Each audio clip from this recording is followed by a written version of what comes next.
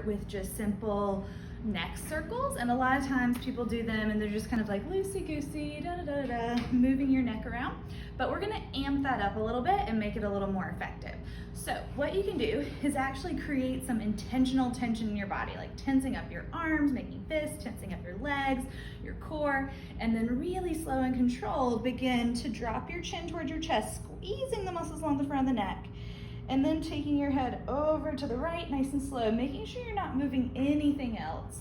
Dropping your ear towards your shoulder, up toward the ceiling, and just going to your full range of motion without any pain. So if you feel pinchiness or anything sharp, make that circle smaller. Otherwise, you're trying to make it bigger each go around. And we would do this about 3 to 5 times in each direction, going nice and slow and controlled, making sure I'm not moving my spine or anything else as I go. So give